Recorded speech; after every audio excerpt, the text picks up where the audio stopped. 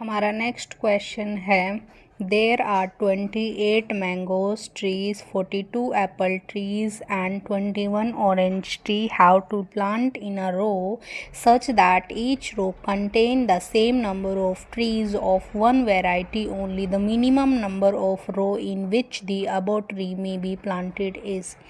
देखो इस तरह के क्वेश्चन ले हम इसमें 28 को लेंगे। देखो हमारे पास 28 दिया है, हमारे पास 28 दिया है, 42 दिया है और क्या दिया है हमारे पास 21 दिया है। ठीक है, 21 दिया है। तो इसमें हम क्या करेंगे, सबसे पहले इन तीनों का हम जो है HCF निकालेंगे। अगर मैं HCF निकालती हूँ और इनके फैक्टर करती हूँ तो यहाँ पर 28 के फैक्टर मेरे पास क्या हो जाएंगे, 28 के फैक्टर मेरे पास हो जाएंगे 7 चौक 28 और 42 के कितने हो जाएंगे 7 छिक 42 और 21 के 7 या 21। ठीक है, यानी कि HCF में क्या होता है, जो फैक्टर हमारा कॉमन होता है वही लेते हैं, तो दोनों में 7 है, तो यानी कि 7 ऐसे जो होंगे हमारे उसमें, मतलब कि एक के अंदर 7 होंगे। और टोटल ट्रीज़ कितने हैं, अगर एक ब्रांच के अंदर हम 7 ट्री लगाएंगे, ठीक है, तो यहाँ पर टोटल कितने हो जाएंगे हमारे 28, पेड़ कितने हैं 42, 21, इन सबको ऐड कर लेंगे। ऐड किया तो हमारे पास क्या निकल के आया 11, 1 और 4, 2, 6, 8, 9। ठीक है, टोटल 91 थे। अब 91 को डिवाइड कर देंगे किससे, एक रो के अंदर 7 है तो 7 से डिवाइड करेंगे। 7 1 जा 7, 7 1 जा 7, 7 3 जा कितने हो जाएंगे 21। तो हमारा आंसर कितना आ जाएगा 30। तो चलिए नेक्स्ट क्वेश्चन पर मूव करते हैं। हमारा नेक्स्ट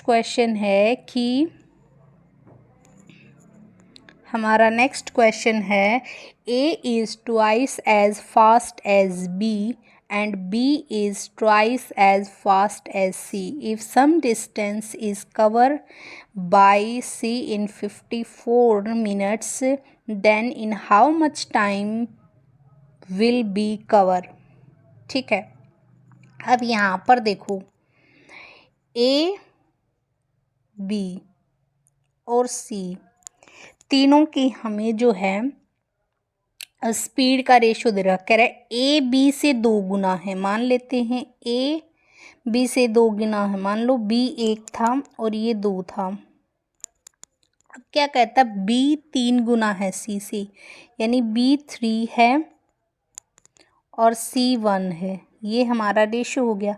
अब यहाँ पर बी जो है वो कॉमन है तो हम इनको सेम करना पड़ेगा। सेम करने के लिए अगर मैं पूरे इसको 3 से मल्टीप्लाई करा दूँ तो मेरे पास ए बी और सी का रेशो क्या निकल के आएगा, ए बी सी का रेशो मेरे पास निकल के आएगा 6:3।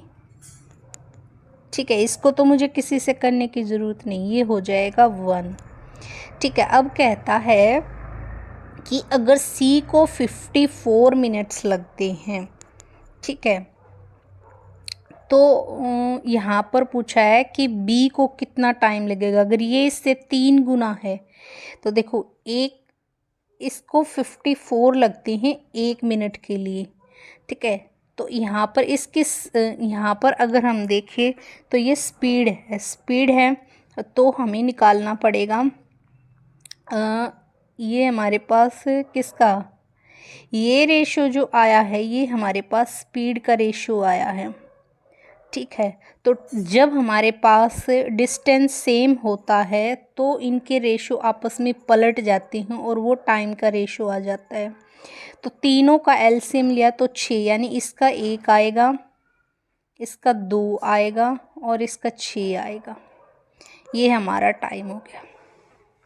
तो यानी कि अब C को कितना लगा था, 54 टाइम लगा था। 54 टाइम कितनी यूनिट की वैल्यू थी, 6 यूनिट की। 6 से डिवाइड कर देंगे।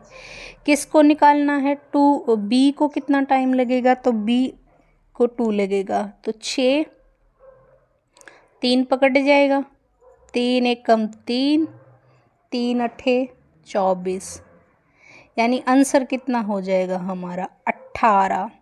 तो ऑप्शन नंबर कौन सा करेक्ट हो जाएगा, ऑप्शन नंबर सेकंड हमारा करेक्ट हो जाएगा।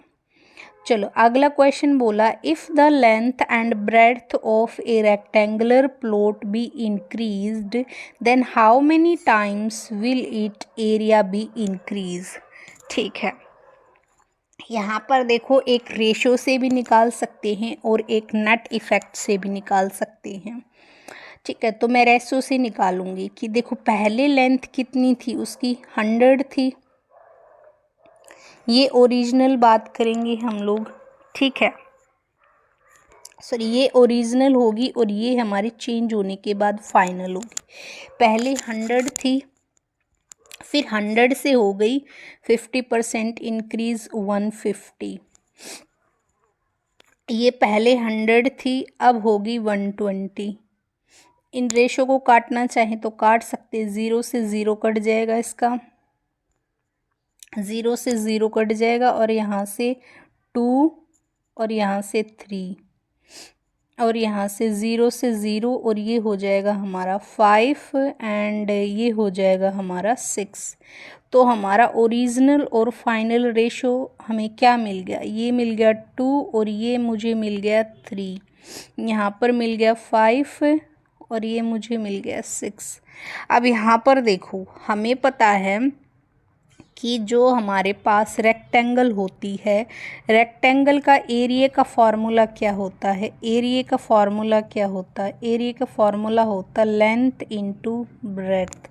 तो इन रेशो को क्या कर देंगे, मल्टीप्लाई करा देंगे। मल्टीप्लाई कराएंगे तो यहाँ पर 10 हो जाएगा, यहाँ पर कितना हो जाएगा 3 6 18।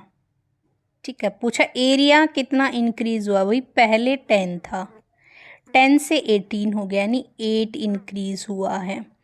ठीक है, तो इसको काट लेंगे, ये 4 पर कटेगा, ये 5 पर कटेगा, यानी 4/5 हमारा जो है एरिया इंक्रीज हो गया। तो ऑप्शन नंबर 4 हमारा करेक्ट हो गया। तो चलिए नेक्स्ट क्वेश्चन की ओर मूव करते हैं। हमारा अगला क्वेश्चन बोलता है कि 10 litre of milk contain 8% water. What quantity of pure milk should be added to this mixture is reduced to 4% water? अब यहाँ पर देखो इसको हम ऐसे निकालेंगे कि 8% वाटर है, यहाँ पर वाटर लिखेंगे, यहाँ पर मिल्क लिखेंगे। 8% वाटर है, तो हमारे पास 8% अगर वाटर है, 8% अगर वाटर है तो हमारे पास ये कितना हो जाएगा 92%।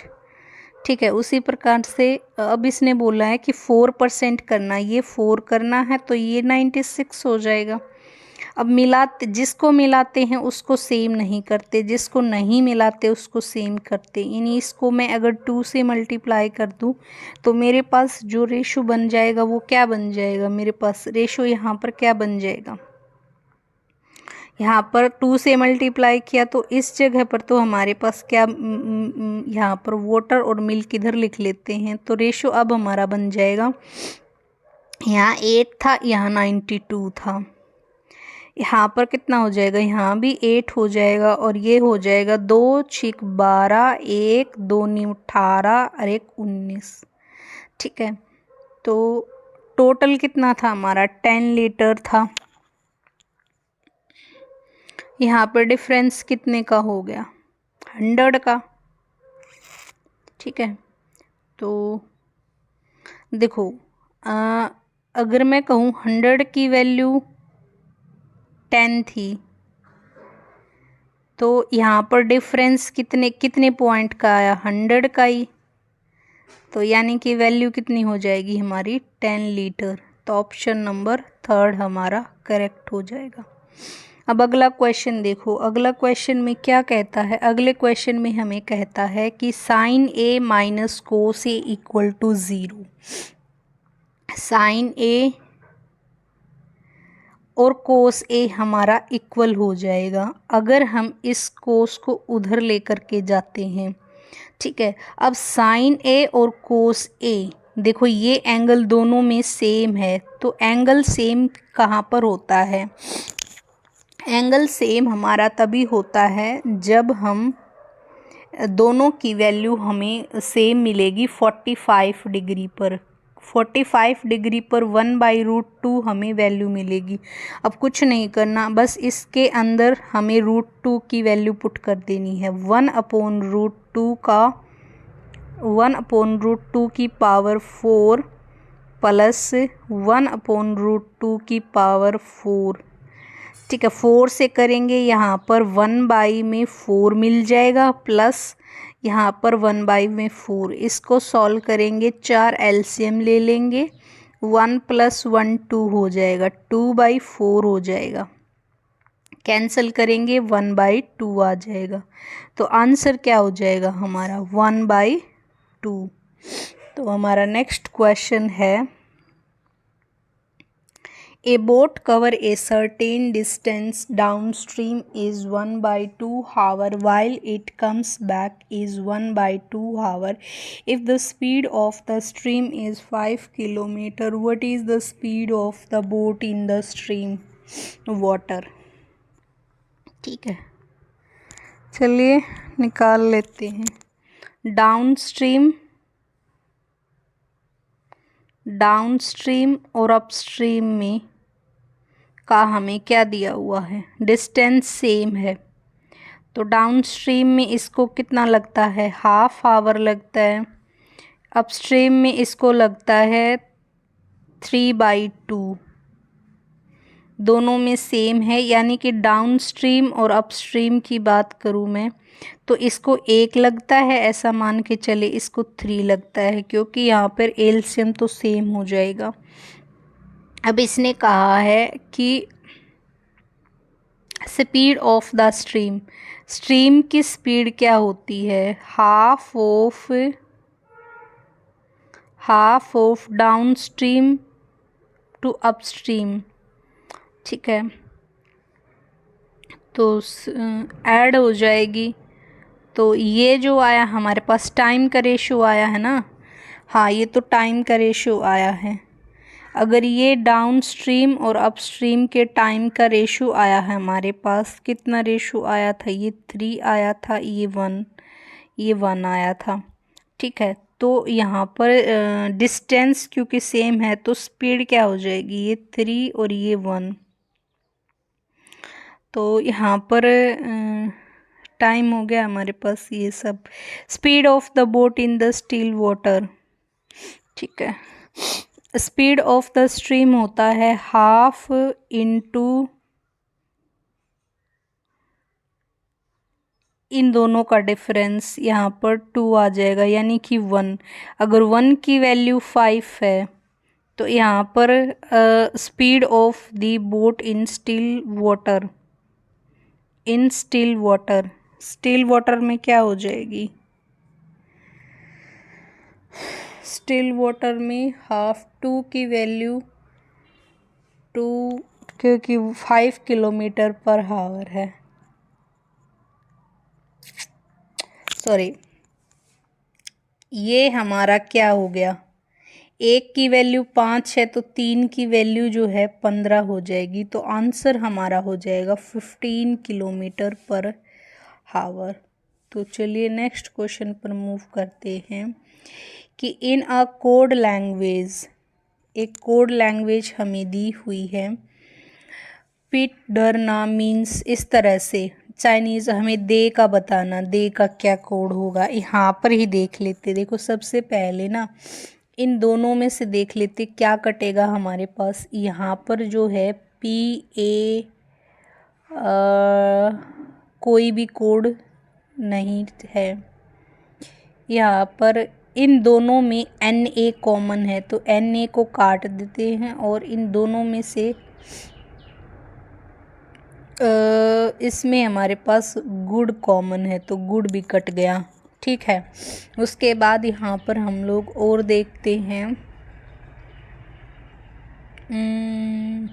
इन दोनों में ये कॉमन है तो इन दोनों में गुड कॉमन था, ये कट गया। तो यहाँ पर और क्या कट सकता है, ये क्या था, टी, क्या था ये,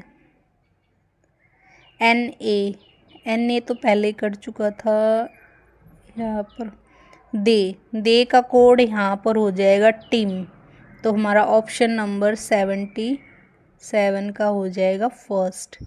अब यहाँ पर क्या बोल रहा है, यहाँ पर बोल रहा है कि पहले हम डायरेक्शन बना लेते हैं। ये हमने डायरेक्शन बना ली, ये हमारी नॉर्थ होती है, हमारी साउथ होती है, हमारी ईस्ट होती है, ये हमारी वेस्ट होती है। अब कहता है कि अगर साउथ ईस्ट हमारी यहाँ पर है, साउथ ईस्ट को इसने बोला नॉर्थ वेस्ट, साउथ ईस्ट को इसने बोला नॉर्थ वेस्ट, यहाँ चली गई ये, यानी कि अगर मैं देखूँ तो पूरा 180 डिग्री घुमा है। उसके बाद यहाँ पर इसने बोला है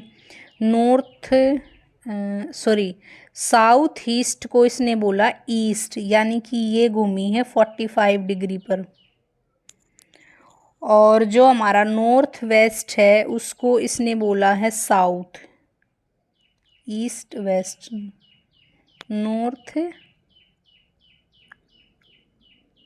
north west is called west. North west, ये हमारा नॉर्थ वेस्ट था तो ये 45 डिग्री पर घूम गई है। अब साउथ वेस्ट क्या होगा हमारा, ये होगा, ठीक है। इसको साउथ की है तो ये 45 है। नॉर्थ बोला है कि नॉर्थ है, ये हमारा नॉर्थ। अब ये देखो, पहली बात तो ये कैसे घूम रही है, ऐसे घूम रही है। ये क्या होता है हमारा, क्लॉकवाइज घूमना होता है, तो क्लॉकवाइज ये 45 डिग्री पर घूम रही है। तो अगर ये 45 डिग्री पर घूम रही है तो नॉर्थ का भी तो 45 ही जाएगा। 45 इधर आएगा तो कौन सी डायरेक्शन में जाएगा, इस डायरेक्शन में जाएगा, यानी नॉर्थ वेस्ट वाली डायरेक्शन में आएगी। ईस्ट वेस्ट, हाँ ये रहा, ऑप्शन नंबर सेकंड हमारा करेक्ट हो जाएगा।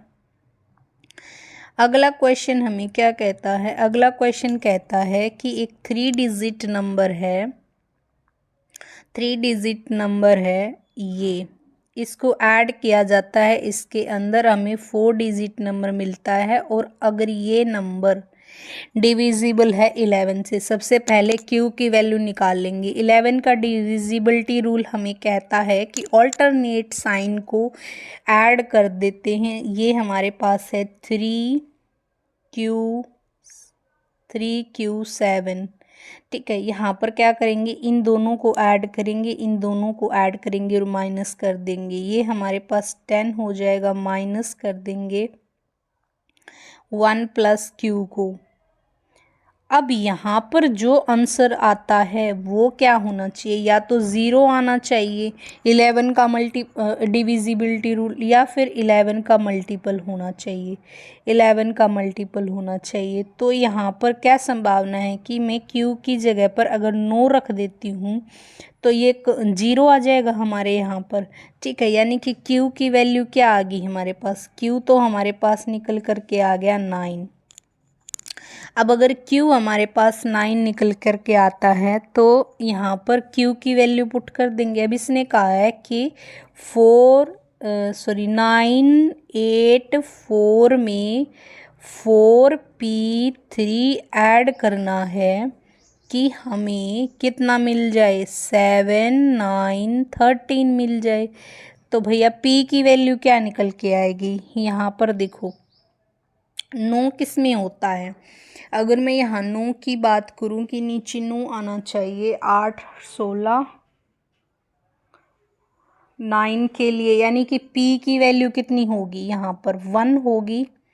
तो P अगर हमारे पास 1 है और Q हमारे पास अगर 9 है तो पूछा है Q माइनस P कितना हो जाएगा, तो ऑप्शन नंबर फर्स्ट हमारा करेक्ट हो जाएगा, यानी कि 8 इसका आंसर हो जाएगा। तो चलिए नेक्स्ट क्वेश्चन पर मूव करते हैं। हमारा अगला क्वेश्चन है कि हमें ये यहाँ पर साइन पुट करके वैल्यू निकालनी है।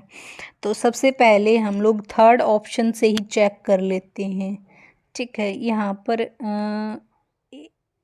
अगर हम फर्स्ट तो वैसे नहीं हो सकता क्योंकि 9 को 7 से डिवाइड करेंगे और यहाँ इक्वल टू के साइन के बाद इंटीजर्स दिया है, तो इंटीजर तो आ ही नहीं सकता, फ्रैक्शन आएगी।